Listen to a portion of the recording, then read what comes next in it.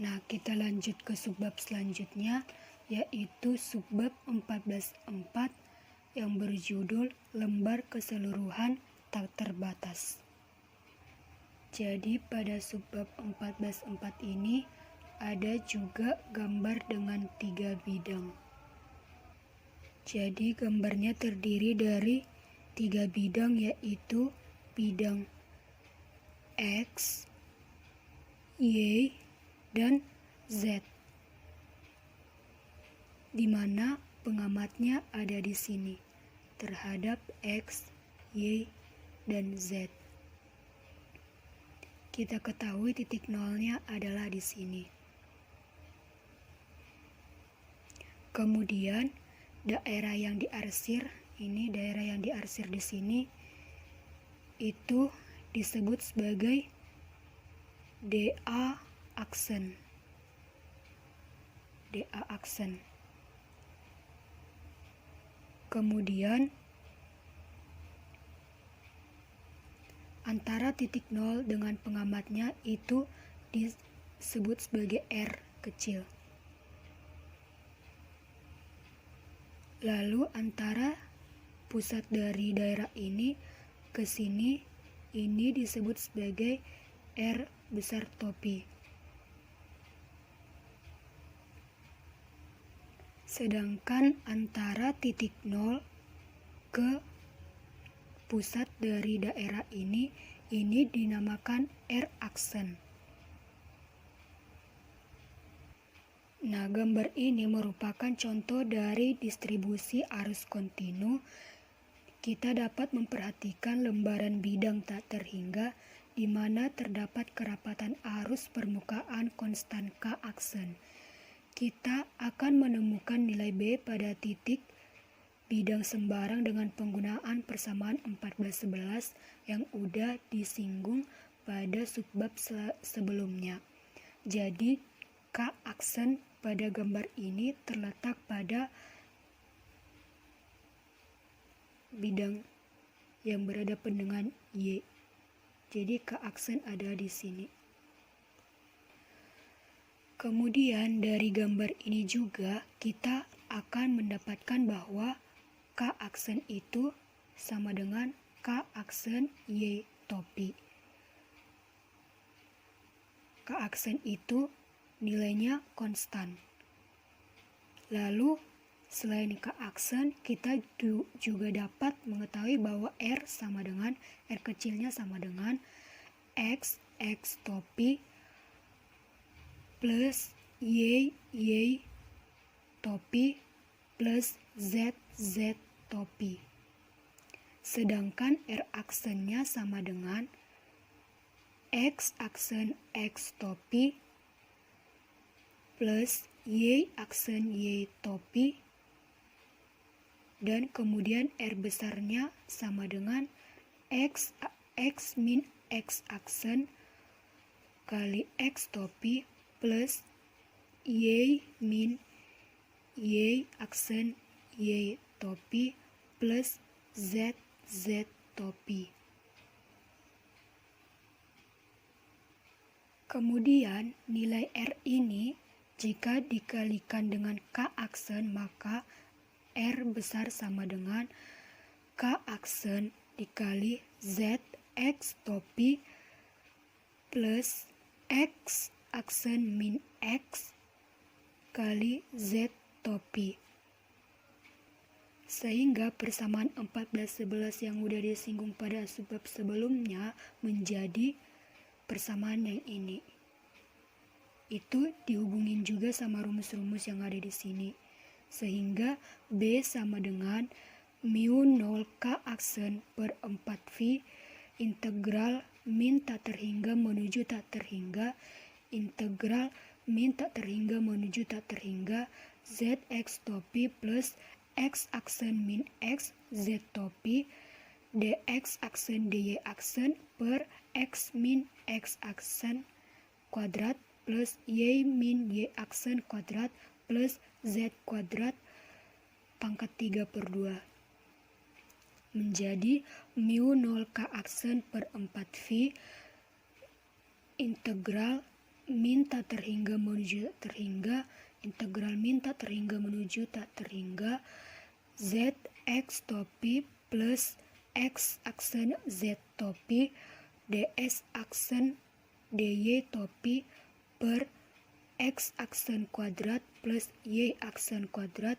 plus z kuadrat pangkat 3/2. Di mana kita ketahui x aksen itu sama dengan x aksen min x dan y aksen min y, dan y aksen sama dengan y aksen min y.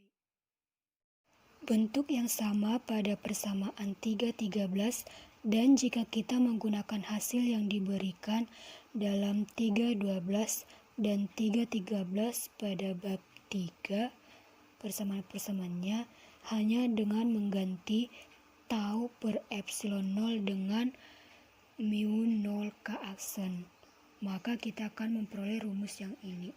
Untuk memperoleh rumus B sama dengan plus minus setengah mu 0 k aksen x topi sama dengan setengah mu 0 k aksen kali z per harga mutlak z dikali x topi. Dengan demikian, kita melihat bahwa B memiliki besarnya independen dari lokasi titik bidang sejajar dengan lembar saat ini dan pada sudut kanan ke arah saat ini. Ini dirangkum dalam gambar 14.8.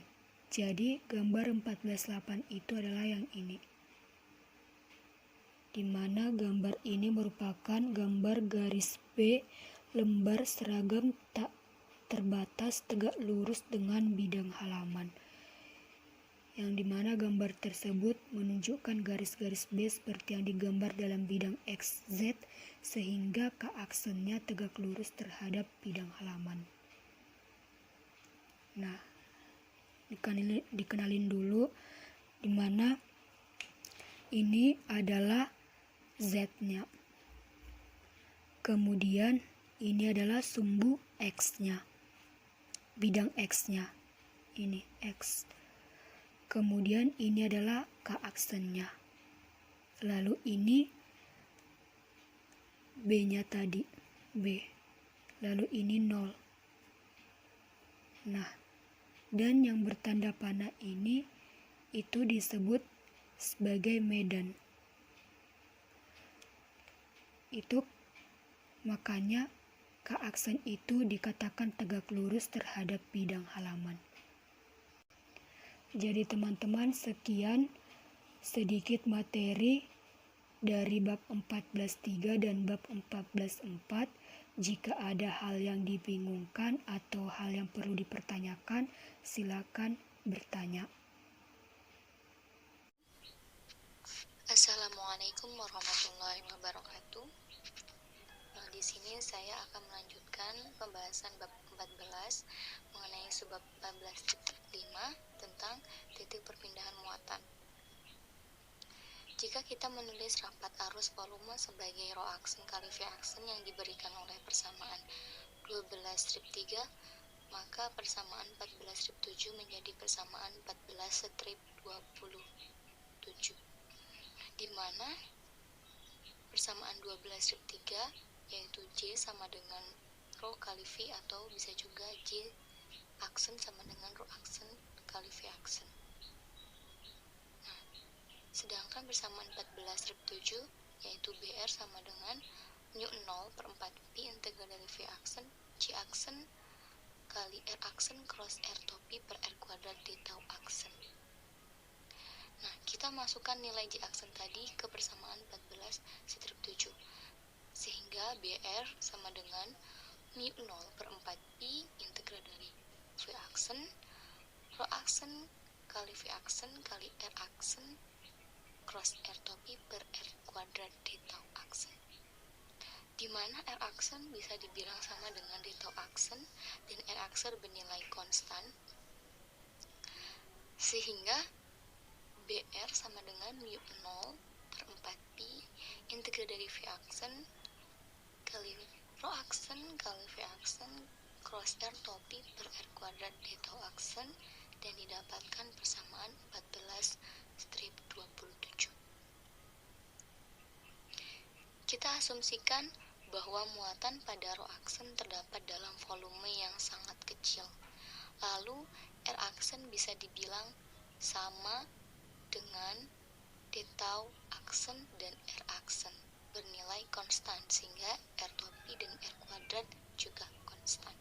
Kita asumsikan bahwa semua muatan yang memiliki kecepatan yang sama kita keluarkan dari integral.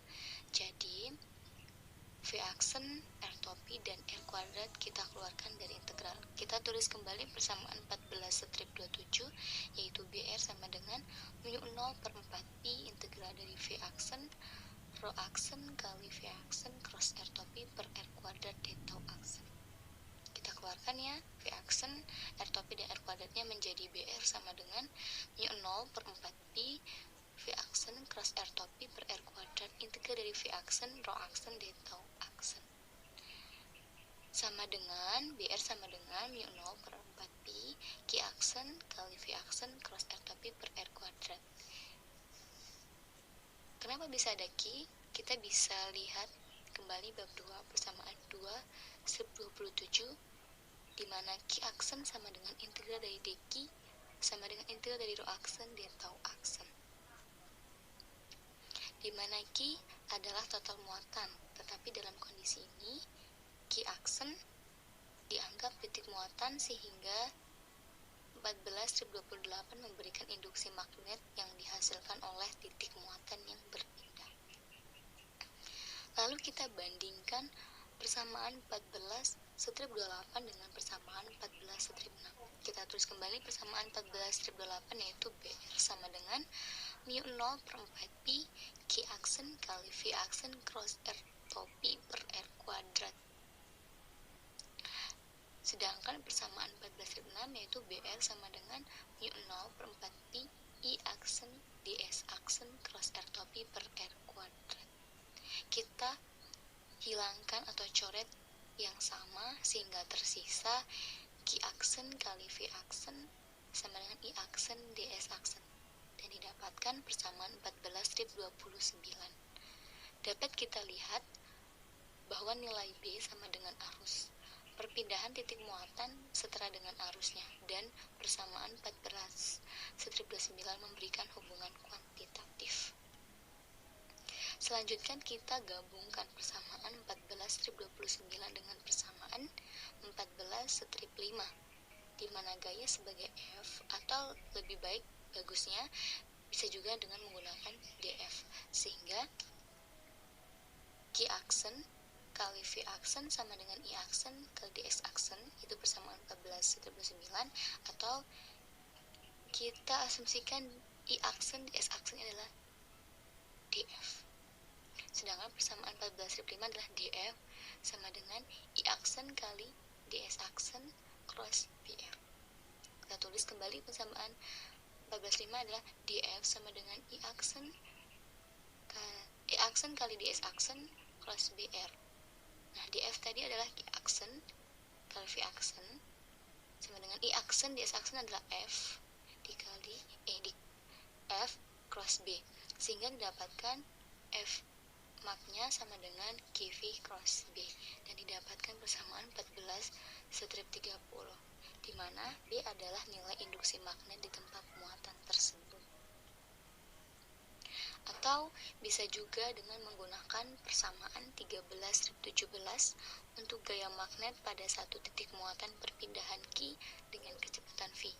Titik muatan yang lain itu Q aksen, kecepatan V aksen.